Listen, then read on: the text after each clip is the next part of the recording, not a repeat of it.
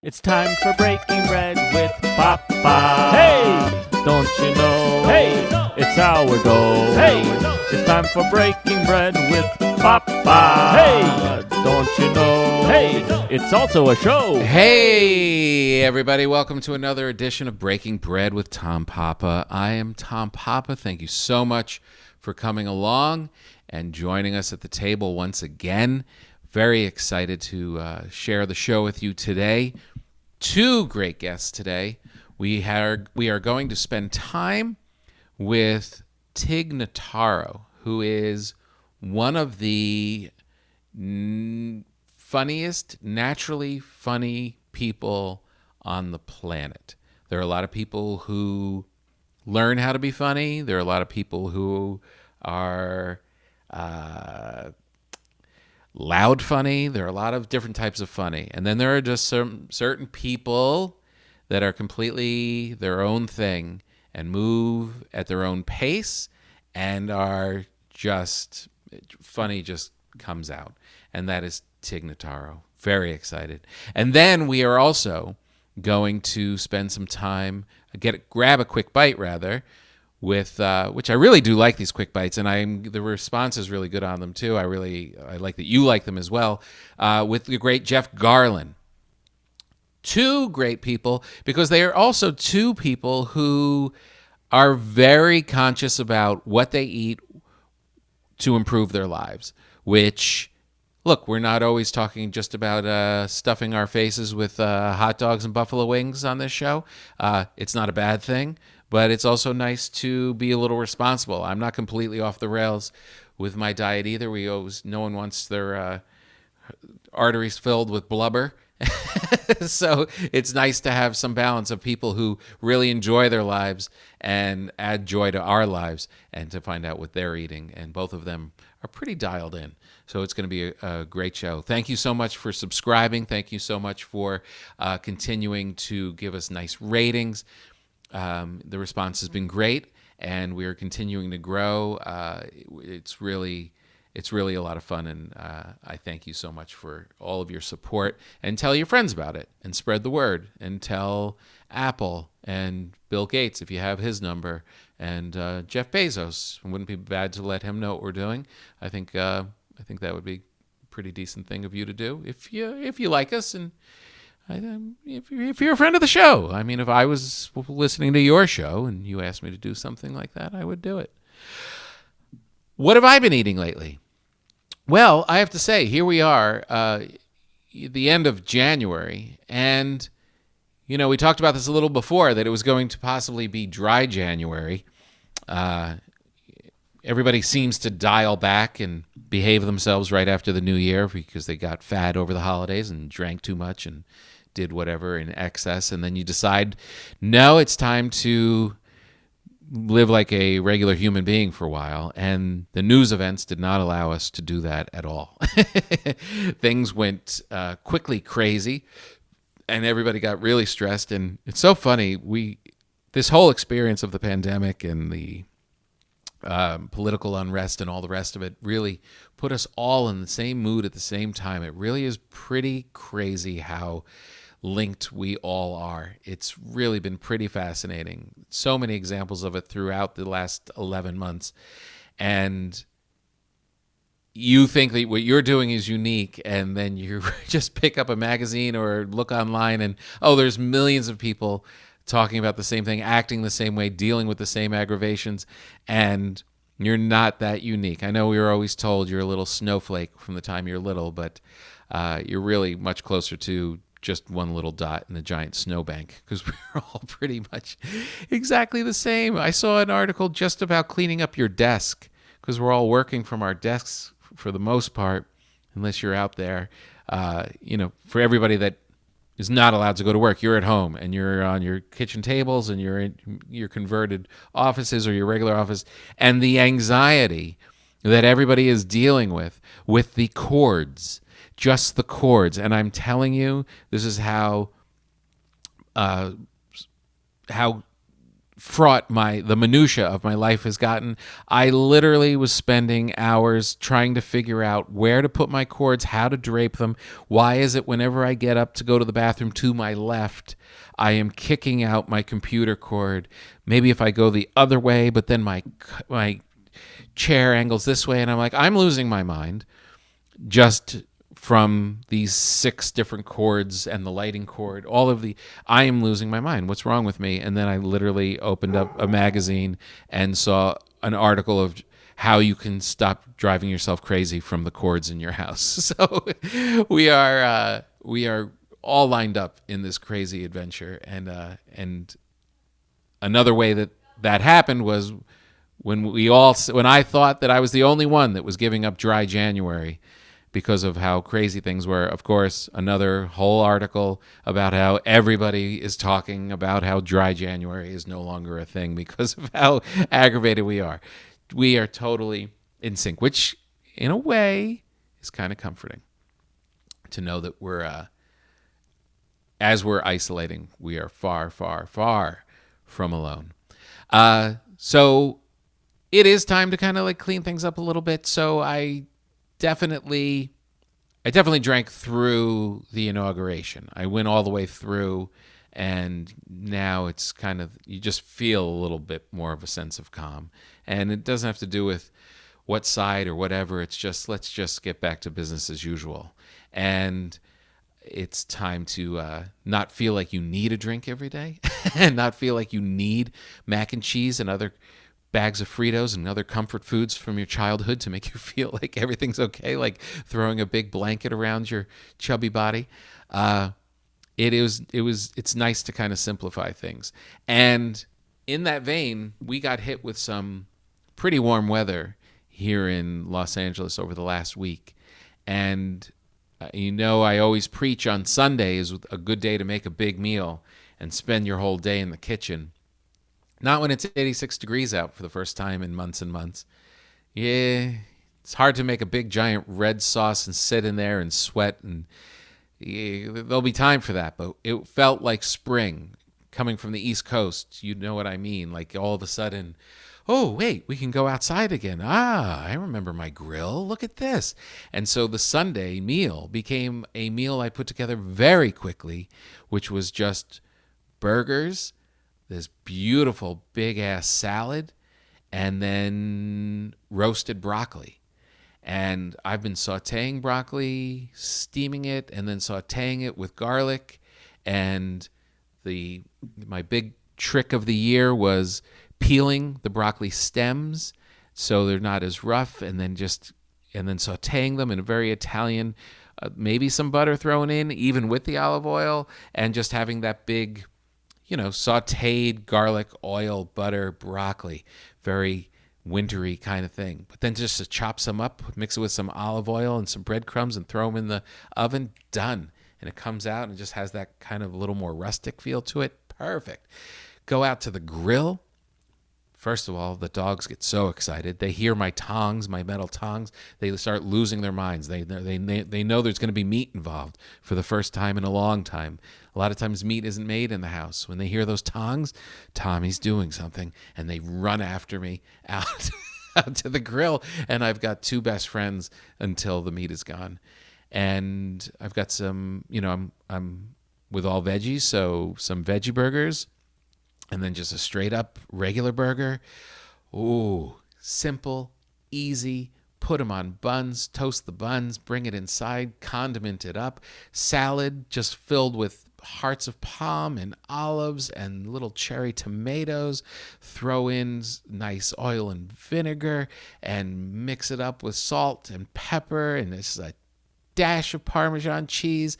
The whole meal was probably put together with the chopping of the broccoli and making the salad, maybe 40 minutes.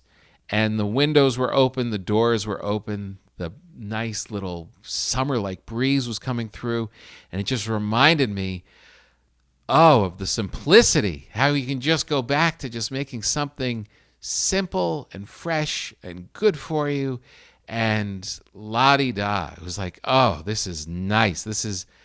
I can't wait till we can, this is like our weekly our daily meals are just brought down to that basic thing. Not that I won't be throwing nice pasta dishes in, but hey, no one's making a giant lasagna in June.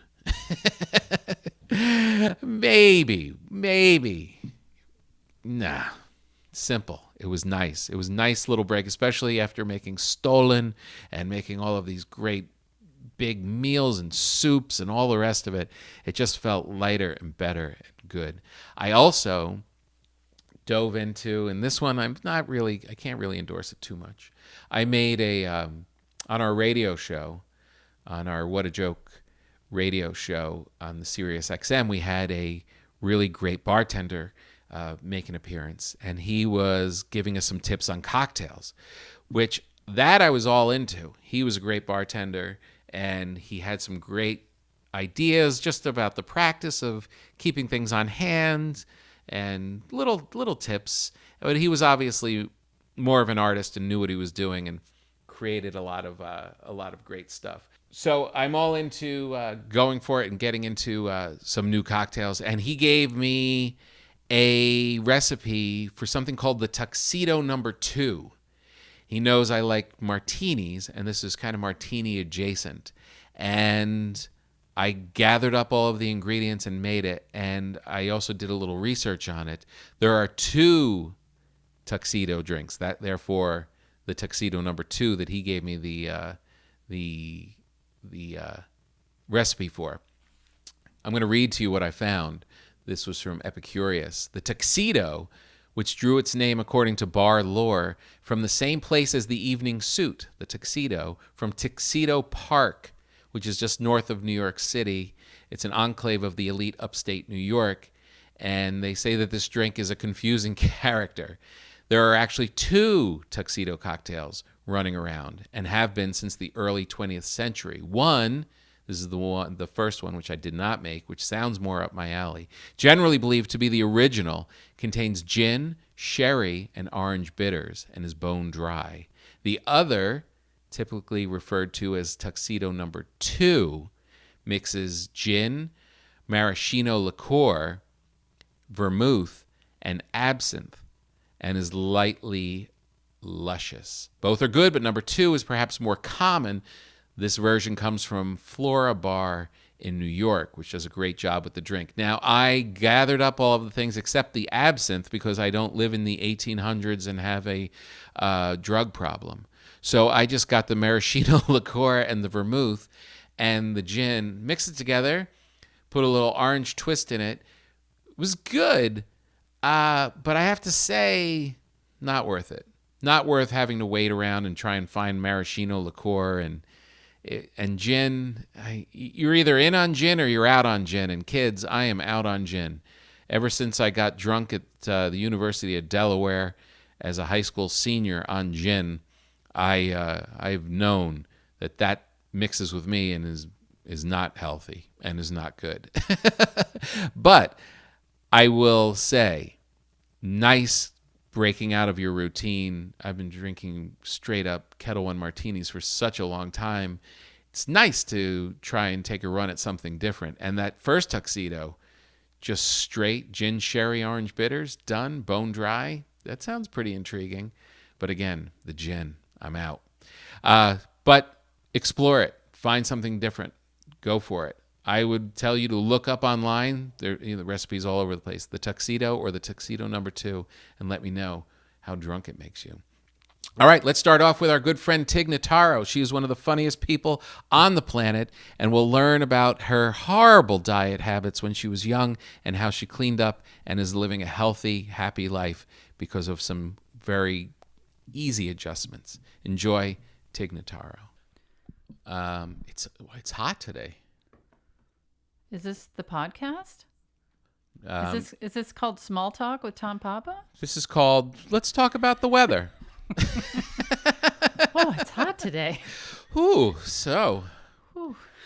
Yep. It was a long week, huh? Can't believe it's Friday already. I know. What are you doing this weekend? Oh, I don't know. What's the weather going to be? I don't know.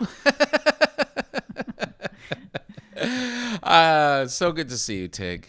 Good to see you. As you know, I reached out to you, I guess right before the holidays, just to heap some praise on you for your podcast, Tig and Cheryl True Story, which is so great. It's so damn funny. Oh, thanks. And I was thinking as I was getting ready today to talk to you, I was like, I wonder if I am. Part of me was thinking, we talk about food and stuff on this podcast, and you have this new nutrition drive right now. But also, I think a part of why I also asked you is just to hear you in between podcasts because it's so good. To hear me in between podcasts? Yeah, while I'm waiting for your next podcast, I get to. Oh, I see. I was so flattered when you wrote. It was that surprising little. Oh my God! I can't believe Tom Papa listened to that. It's so good. And enjoyed it. It's so good. Cheryl is just. She and I,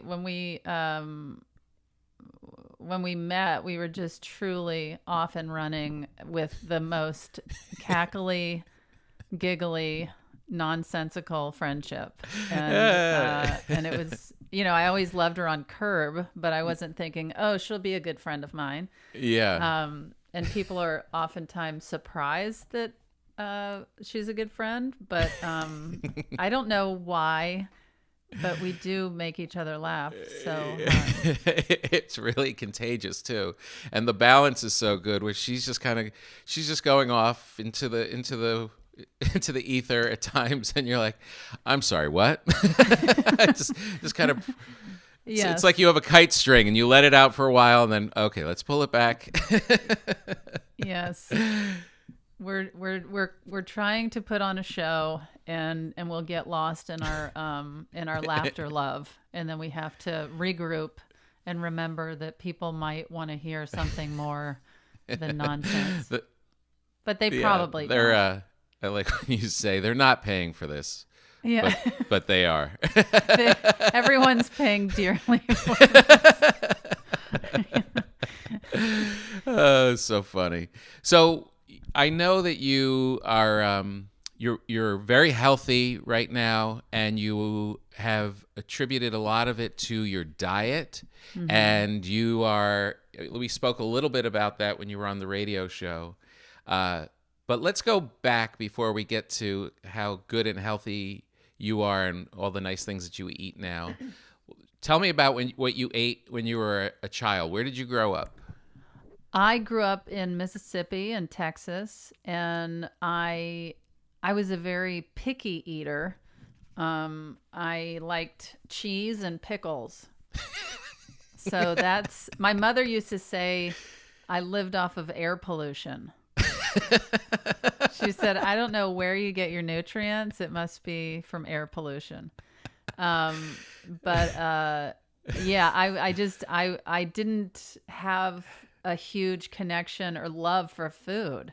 Right. And so yeah, pickles and cheese. Was your mom trying to feed you?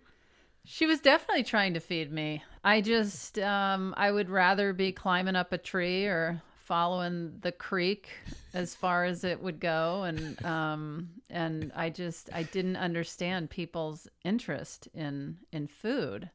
Whereas, and I was obviously in a part of the country where food is such a huge, people always say that, but food is such a huge part of every country and state. I know. Yeah, that's true. There's no state where there's no state where they're just like, nah. Pass on food. Hard pass. Yeah, we're busy. Thank you.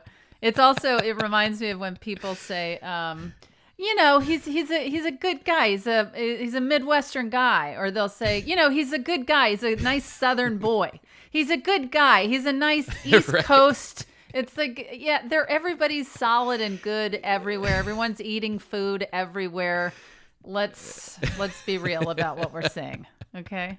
Yeah. And I always have a feeling like there's a bunch of comics now that are all talking about going to Texas. And whenever I talk to them, they're like, oh, you got to come. California's done. Come to come to Austin. The barbecue is great. It's like, how many times a week? How many times a year am I eating barbecue? And that's gonna like uproot your entire family, your children's friendships, their favorite teachers. Done. I'm going to eat ribs. Right. 7 days a week of ribs. Honey, I know I've never mentioned it, but it's a passion of mine. And yeah. I'm not going to get the gout out here. No matter how hard I try. Let's go. Yeah. But yeah, I was a picky eater, and was there kind of a pickle, or is it all pickles? oh no, it was all pickle. I think it was dill pickles, you know, just the typical kid loving dill pickle eating situation, and cheese, like a sliced cheese, the plastic kind. Yes, the plastic orange American cheese that there's no reason to take the plastic off of, right? Because you're just getting to more plastic.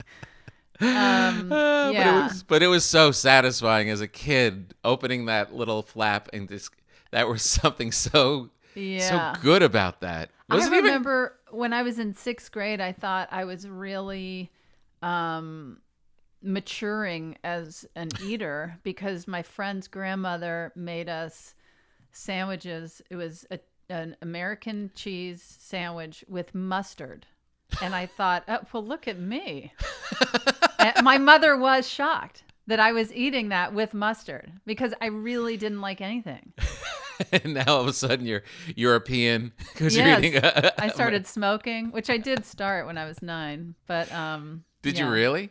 Yeah, I smoked really. Everybody in my family smoked, so I could just hang out in my bedroom and smoke cigarettes and nobody would know. Really?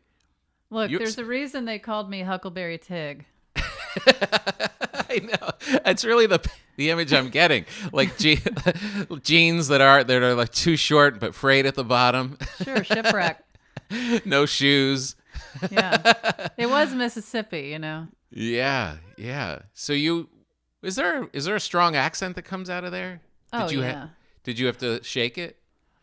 I clearly shook it. I remember we moved to New Jersey when I was 9 and 10. I lived there, and I remember my friends out there laughing hysterically whenever I would talk.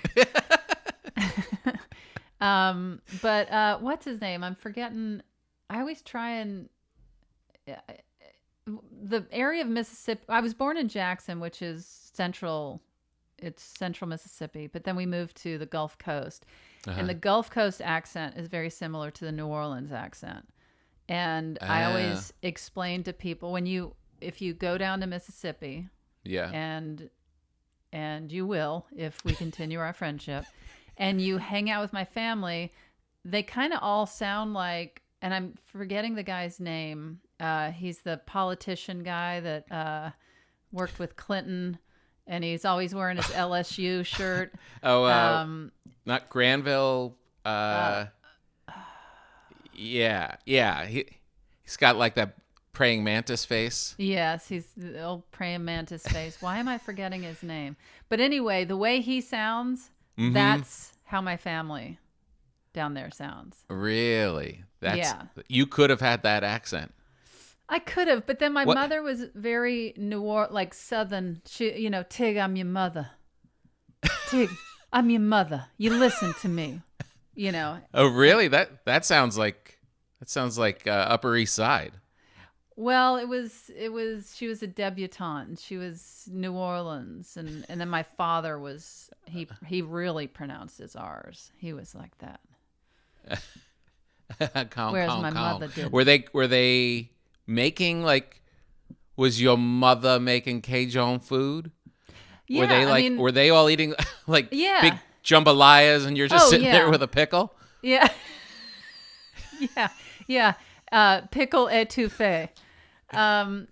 People were having shrimp Creole, shrimp gumbo, all sorts of jambalaya, all sorts of dishes like that was what I was surrounded by. And It's so funny that like people travel from all around the world just to get near that food, and you're just there with a slice of of craft cheese, plastic and a pickle. Nope. No, thank you.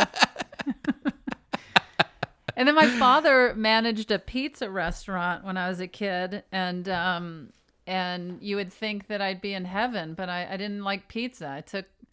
I just would have cheese pizza, and but I just honestly would have preferred the cheese.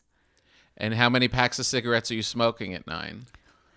I probably wasn't up to packs of cigarettes till I was in 8th grade, but around 9, I would sneak a few here and there. Right. Okay, yeah. How long did you smoke for? I smoked till I was 25, Wow. and then I thought, I don't want to be one of those people that's 50 wishing I had quit when I was 25. So I quit, and Right. I will be 50 in March. So it's been almost 25 years. Wow, that's great. Yeah. Do you feel like you're less cool because you quit smoking? Do you want to ask me that again? I mean, look at who you're dealing with. Tom, can you not see me through the Zoom? Yeah, but I feel like if there was a cigarette hanging from your lip, it would just up the whole thing. Yeah. Well, you want to see some? Oh my gosh, I forgot. This is on my wall. Hold on one second. Okay. Okay. All right. I'll wait. I'll show you cool. Okay.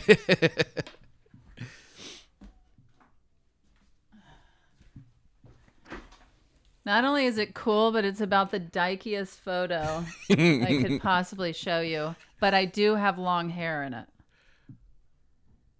Whoa. Yeah, look at that. That's it. Holy cow. You're changing a tire.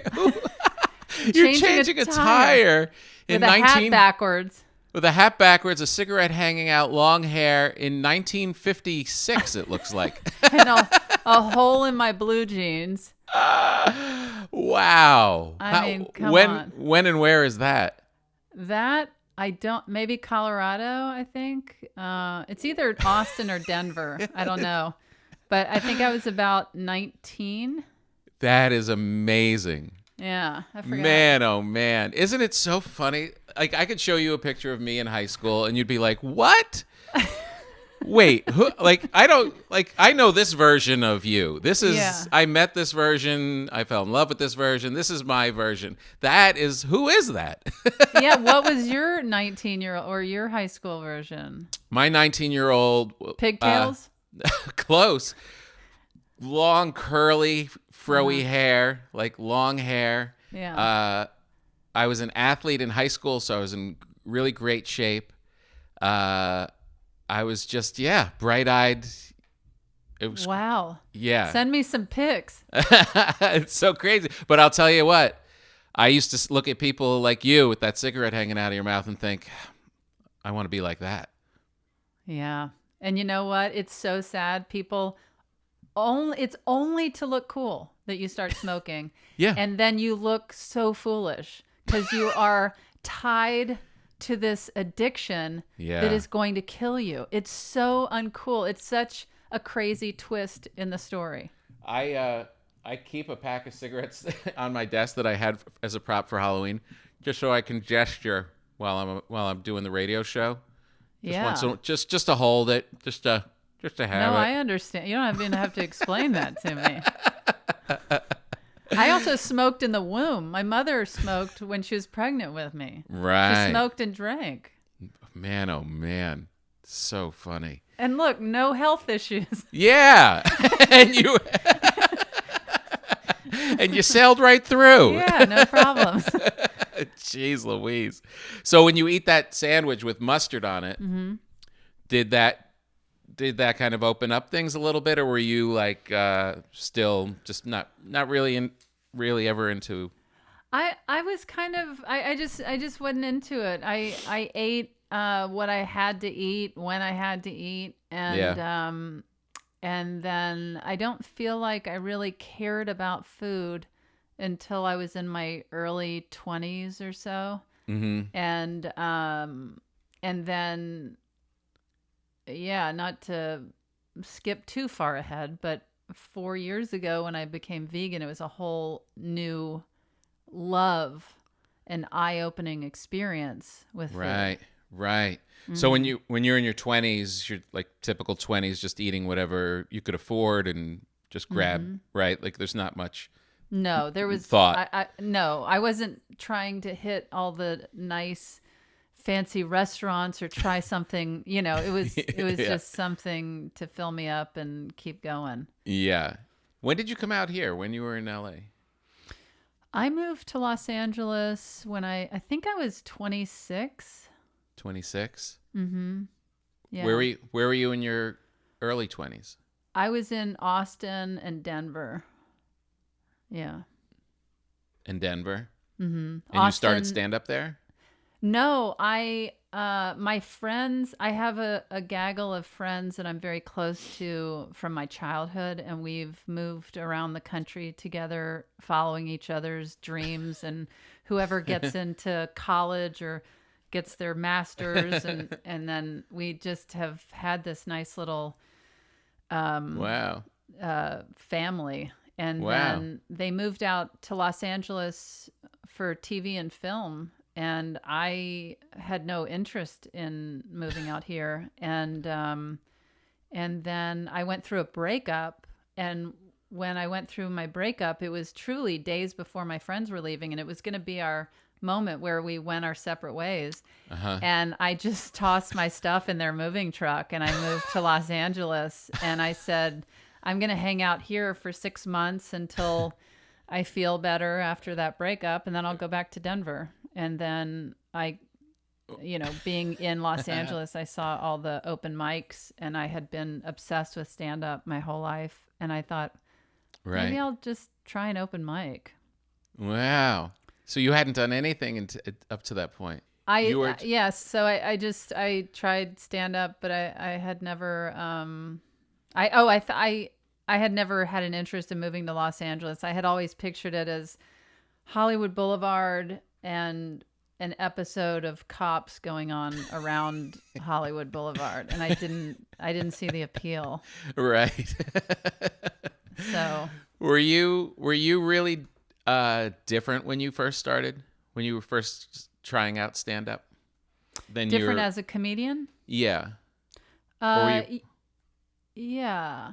I mean, I was very, I think, insecure and had stage fright. So that, I think I always had a very low-key personality, but my stage fright and fear kind of played into that. Yeah. Right. And I think accentuated it. Yeah, I'm only asking because after seeing the old version of you, I'm not sure if you were like up there with a cigarette and just kind of like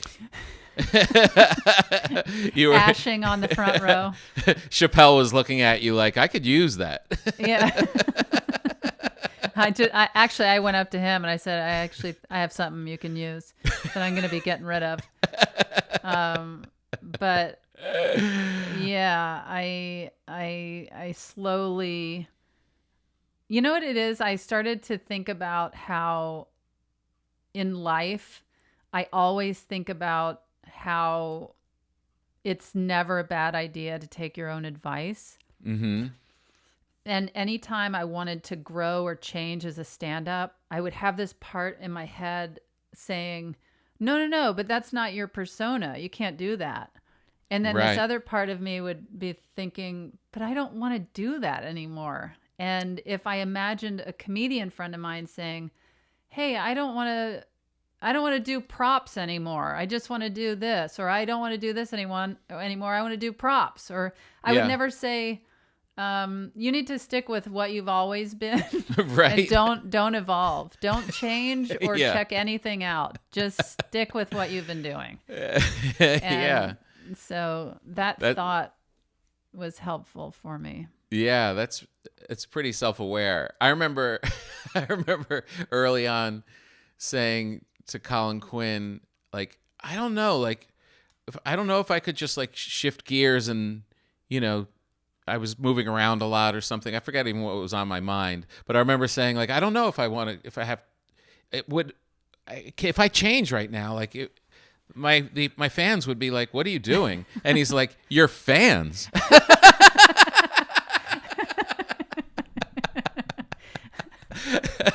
I'm doing two spots a week, you know. And that's what's so crazy is I feel like from the beginning of my stand-up, where I was way more subdued and one-liner comedian, to expanding into, I'm going to walk around, or I'm going to tell more than one line. I'm going to tell a 20-minute story. Right. I'm going to get more personal and honest, or it's just that I've always tried to do exactly what feels right. And I noticed that barely anyone really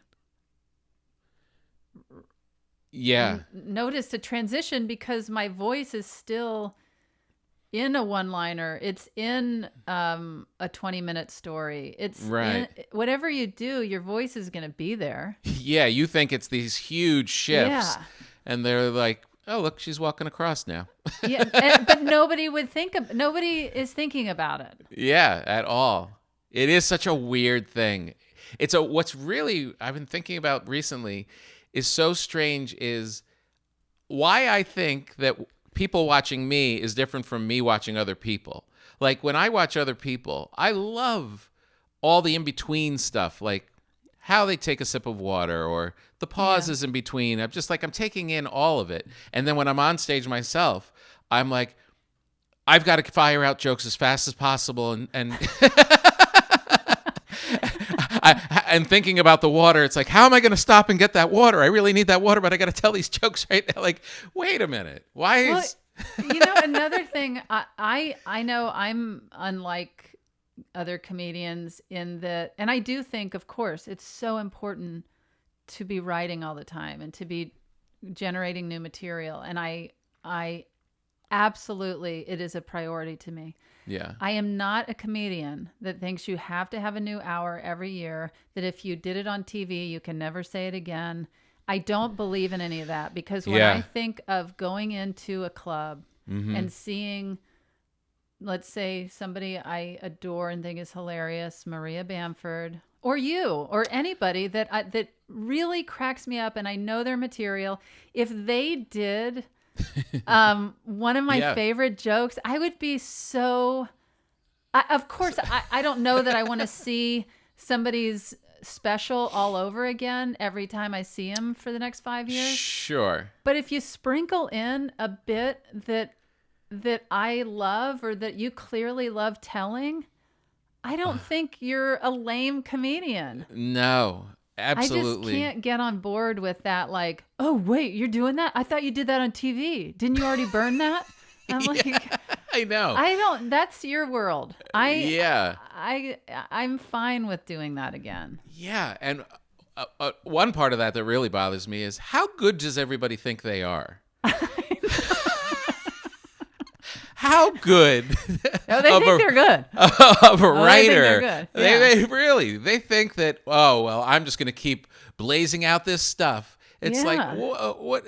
We have a whole generation of first draft comedians. I know. It's like really something. Yeah, and like, you ever like reach really back, like if you're doing a show for somebody and it just happens that one of your oldest jokes of all time fits in this moment, and you pull it out and do it.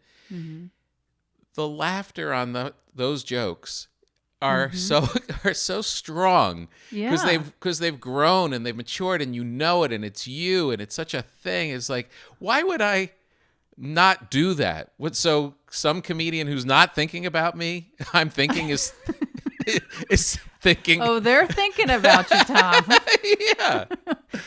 God. It really, you have to get out of your head and out of what you think is expected of you, and really get in touch with. I mean, that's just how I feel, because I truly, there is, there's a joy in seeing people grow and write and change, but there's also a joy in hearing one of the greatest hits every now and then. Right, exactly. No, but that's what I'm always so impressed with you. It's the combination of confidence and freedom is what are the two biggest words that I mean, funny, of course, but confidence and freedom. It always seems like you're very sure of yourself when you're performing, and there's like, you can tell like if there's a shift and you're going to do something in the moment, you're not afraid to go off and venture, which is I don't know. It's one of those things that's very difficult unless you've been on stage. It's very difficult to understand that a lot of times our head pins us in and gives you very little room up there, and you seem to have broken down those kind of those walls for yourself. Well, I think again, well, thank you. And it was also making me laugh to think of just being confident and free. It just sounds like a lunatic up there. Whee! Just, which I guess it can be the case at times. It's not, sometimes humor, the comedy doesn't show up, and just the confidence and freedom is running rampant for an hour. But she hasn't said anything funny, but not in years. But very confident. Look at her chest out there. Really enjoying herself. Oh my gosh. Bought tickets to her own show, in fact. I saw her standing in line outside. She waited for 2 hours. She believes in herself so much. But I think it's just a part of that process of shedding old skin and thinking, because I have felt confined on stage where I'm like, oh, I'm low key. I do one-liners, or I do like 3 beats to my joke. And I remember a comedian coming up and giving me a note on this old joke of mine. And he said, hey, I feel like that only has 2 beats and you should do another and be like, and boom, boom, boom. And then it's going to hit so much harder. And it was a moment of growth for me where I just said, you do your thing, I'll do mine. And just feeling like, I know that's the formula, but I'll go ahead and take this risk and just have 2 beats to my bit. Yeah. And but growing and evolving and feeling in those moments where a wall might typically be in my mind, where I'm like, well, I know I'm feeling excited about this memory I just had. That this joke is triggering, but I can't leave this joke. I'll have to remember that and write it down, and I just have reached a point where I'm like, I'm going to do my material.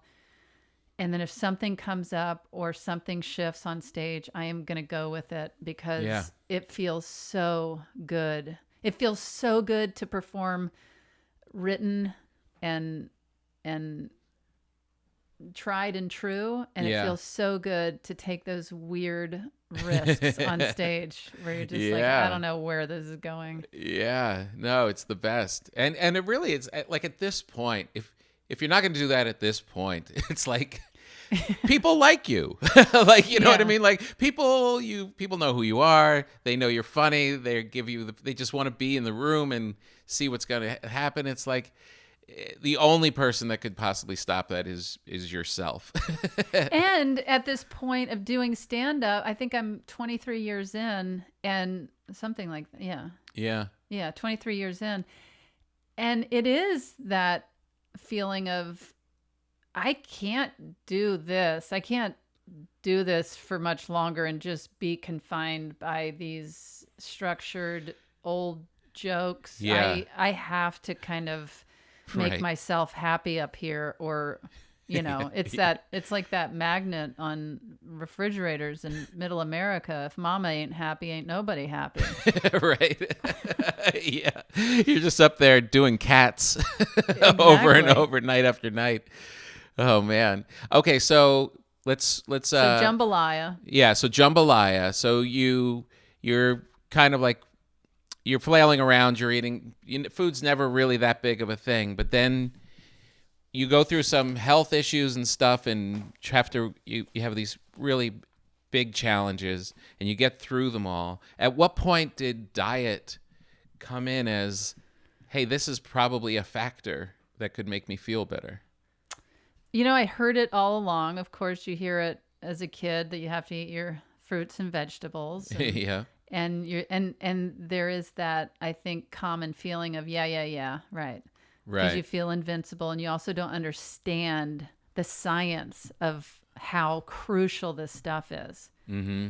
And that's something that I really believe in, especially with my children, whether it's food or anything else. Instead of just telling them you have to eat your fruits and vegetables, tell them why you have to eat your fruits and vegetables. Explain why, not just you have to do this. And so I always knew that in the way everyone else knew it. And then when I got really sick with an intestinal disease and invasive cancer and all sorts of very potentially deadly and painful things, I heard it even more. I did some research, but like a lazy human, I just was carrying on and thought, okay, I'm in remission. I'm feeling a lot better. I can just, wipe the sweat off my brow and continue on with life. The problem was I was still suffering in other ways. I still had pain. I had chronic pain. I've been in chronic pain for 8 years. And it was so, it wasn't a fun part of my story to come through deadly diseases and people are cheering me on, and for me to say, oh, but I'm also struggling to stand or get out of bed or eat. And then I think it was having children, and I had twins that fortunately and unfortunately are in the 99th percentile, and they were big old babies, and it was hard to lug them around. It was hard to be present, and it really really made me even more aware of the pain I was in. And so I also didn't want to drive Stephanie away, because I was daily saying, oh my gosh, I'm in so much pain. When I was filming my TV show, One Mississippi, I was in every scene. I can tell you, oh my God, I was in so much pain here. I was in so much pain there.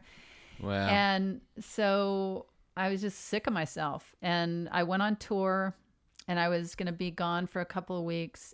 And I just sat down when I would get back to my hotel room at night, and I started watching documentaries. I started educating myself, reading, watching, and learning as much as I could. And then I thought, since I'm away from my day-to-day, I'm going to just try a plant-based diet for 2 weeks. And if it does nothing for me, worst case scenario, I ate healthy for 2 weeks. That's the worst case scenario. And then I can just go back to eating plastic cheese and holding my stomach and complaining to my wife and get back to the good old days, Wandering down the pickle aisle. Yeah. And I had immediate results. I mean, from stomach pain to inflammation in my body, just everything, clarity in my brain. I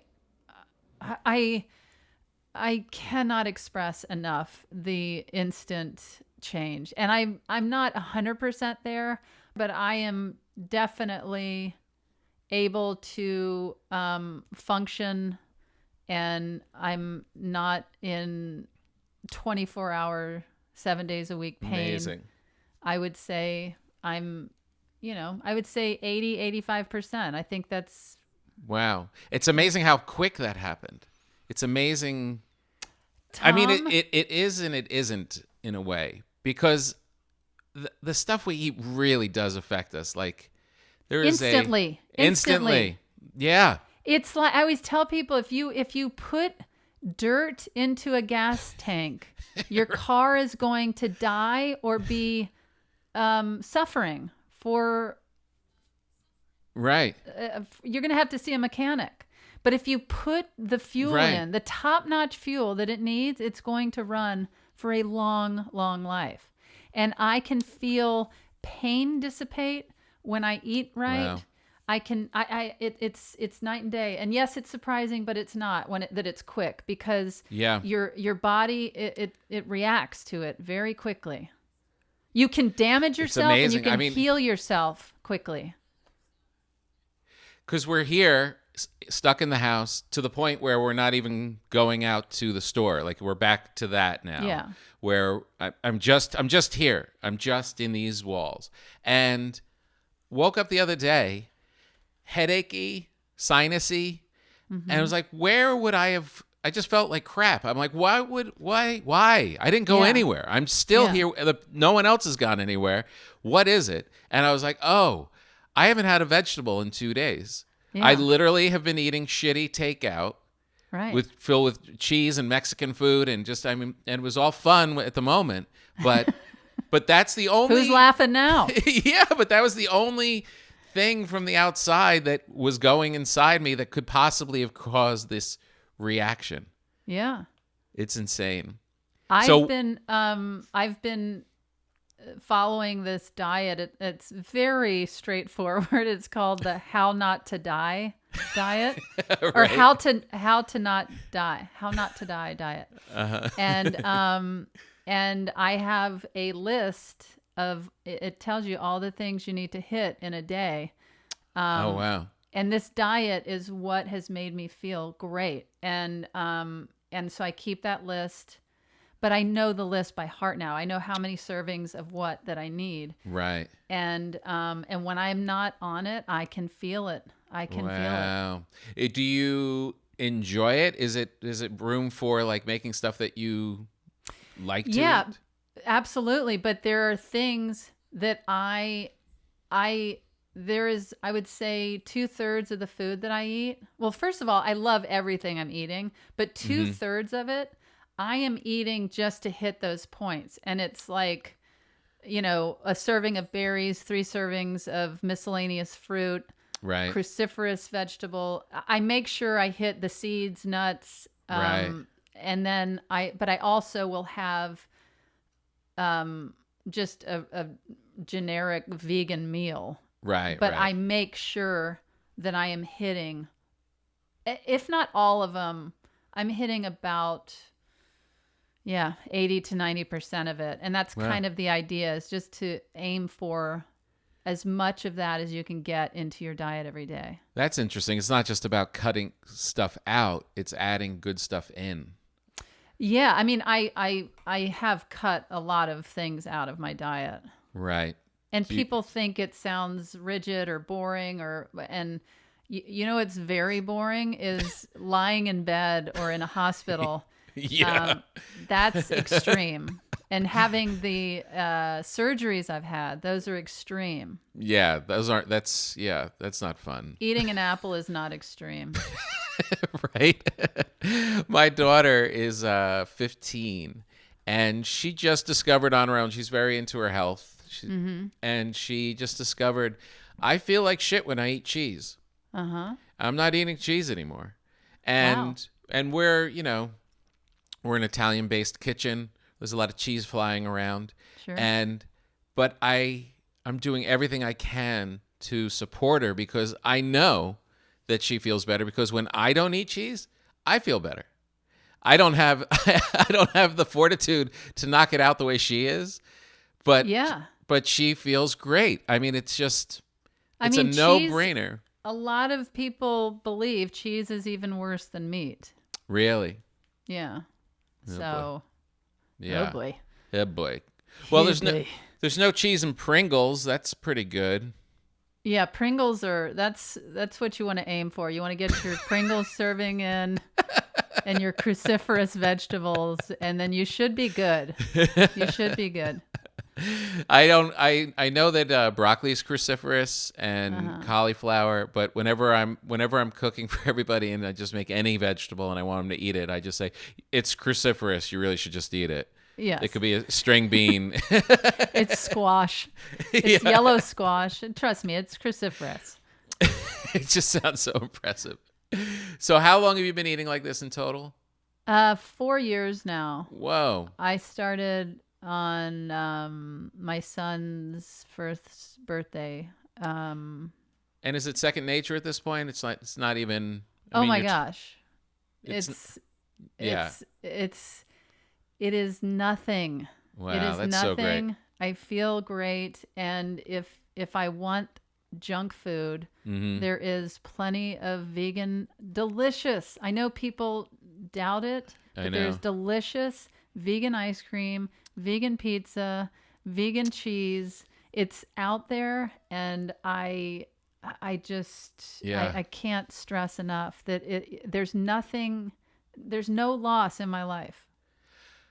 Are you, and this will be my final question, are you overjoyed that you've gone through all of this, you have this great career, you've overcome all this stuff, you find this diet, you're freeing yourself of pain, and to know that pickles are vegan? They're not. What? I gotcha, Tom. I had to get the last laugh. There's pork that they sneak into the center. Your computer knew it was the last question. Okay, sorry. Oh, there you are. It's like your computer knew. They're like, no, you said that was it. I wanted to get the last laugh, but then the internet was like, that was a dumb joke, so I'm going to have to cut you off there. Oh, man. Well, I thank you so much for doing this, Tig. It's really a cool story. And there really is no excuse for people to eat and feel like shit. Is basically what it comes down to. Well, there is an excuse, and there's a lot of excuses. Right. But you shouldn't make the excuses, and just do a little research is what I encourage people to do, and try things out. Or even, Tom, if you're ever curious, if you think, oh, I do want to get rid of this in my diet, or I am interested in this, I am more than happy to help. Yeah. And are you thinking about, it seems like you're thinking about maybe doing something with this to spread the word, or is it like it's... I am. It's on the horizon.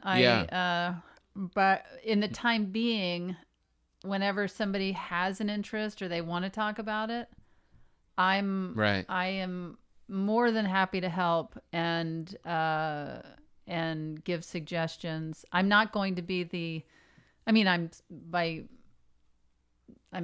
can't claim I'm not an annoying vegan. I certainly am. But I'm not going to hound people or say, don't eat that or do that in front of me. But if somebody is interested in changing or finding new options, then I'm all in. Well, that's so great. Well, look, if I'm about to change my diet or not, I'll pretend that I'm thinking about it, just so we can call and talk some more. Okay. Well, I, as you know, adore you, and I think you are hilarious, and I always look forward to talking to you, and I just am glad that you included me. Oh, you're the best. And yeah, I know. What do you think of that? I know. That's exactly how I feel. Thank you, Tig. I'll see you really soon. Thanks, Tom. All right, bye. And now, let's take a quick bite with our good friend Jeff Garlin, one of the funniest people on the planet as well. You know him from the Goldbergs, from Curb Your Enthusiasm, from a stand-up comedy career, a good friend of mine, Jeff Garlin. Let's get him on the phone. Jeff. Yeah, hello? Ah, there you are. Yes. How are you, buddy? I'm okay. How you doing, man? I'm doing all right. I was just in the desert. It made me think of you. Oh, where you? Where in the desert were you? I was in Rancho Mirage. Oh, okay. Very nice. It's nice out there. It is nice out there. I've spent quite a bit of time out there. Yeah, it seems very relaxing. I used to have a house there. Oh, that's right. in Palm Springs. It's still there, but I don't own it. Oh. So how you been? I haven't seen you in a beat. We were going to get together last week, but Yeah, we had to push it. I'm just, it's all hitting me now. Filming, it just, You're busy. I'm good. Yeah, I'm busy. You're really busy. Yeah. How are you? What have you been eating lately? I decided I was going to try and clean up in January, but then it was too stressful of a month. So I'm sitting probably 5 extra pounds right now. Oh, that's not me, because I'm not. Although I've been having trouble with eating. You have? Yeah. But I actually called my special therapist in New York who deals with my addiction, my eating addiction, and I'm on a good groove, better groove. Oh, nice. Yeah. What were you when you do fall off? What do you start doing? Oh, I don't know. I just eat late at night, or that's pretty much it. It's just eating because I have emotional shit, as opposed to eating, because I'm hungry. Right. And I don't eat the cookies, cake, and ice cream crap. I still, So I was, I've been on the wagon in terms of my eating for years, and now I've never fallen off the wagon, but I was hanging on the side of the wagon, so I said, and I'm much better. Yeah. It's amazing how impressive you were with it all. Like you really decided you were just not going to eat like sugar. Well, yeah, you got to sit with your feelings. That's really what it is. People say, how'd you lose weight? I sit with my feelings. Whereas I also eliminated the big triggers, which are, major sweets. Right. Well, that's why I was even to the point of you only wanted whole wheat bread delivered. Oh, yeah, whole grain bread. I mean, right. Yeah. That's really true. White flour just turns to sugar in my body, and I have diabetes, so it's bad. It's bad. Although I have told you before, your bread is ridiculously amazing. I've had both the whole grain and the white flour, and all of it is just nuts. Have you ever seriously considered opening up a bread place? I have thought about it, but it's so much work. Well, yeah. Well, by the way, that's the thing. Any business is a ton of work. Yeah. So. Yeah, and it's nice to daydream, it'd be cool to have a little bread shop and have my friends come in and pick up bread, and then you're like, those people are working at 2:00 in the morning to have that bread ready. Well, remember that commercial Time to Make the Donuts? Yeah. Right. That's what it is. You have to get up at 4 in the morning to get to your bakery. Bakery is an early morning job. By the afternoon, the stuff's all gone. I know. Yeah. I have to say, we will have to schedule, and I'll bring bread up to you, and we'll sit outside and distance during this insanity. Yeah, please. But I really liked your posts on Instagram over the weekend with Larry King and Jerry Lewis. And then I thought to cool myself, thing. Well, that's why I enjoy doing podcasts, because they're similar. Whereas if you look at any talk show on TV, who has conversations? Is there anyone? I know. No. Did you like Tom Snyder? Did you like Tom Snyder? He was a bit annoying, and I did a good. Let me ask you a question, sir. So you like pottery. How long do you like pottery for? Is it something that people would like? And that's surprising if you ask me. I don't like it. Well, I used to do it much better. I haven't heard his voice in a long time. But I liked. But that thing, just two people sitting across from each other and talking. Yeah, Charlie Rose was the last one, and we know what happened to him. Yeah. He likes wearing robes. Yeah, he likes slow walks. Slow walks from the shower. Yeah, that was just repulsive. I had heard rumors about him from someone in the know years before, and I'm like, really? That was so shocking to me. And then it all came out, Hey, but you know what? A scumbag's a scumbag. Yeah, I remember hearing drinking things, but I had never heard like the Well, I heard sexy them. thing.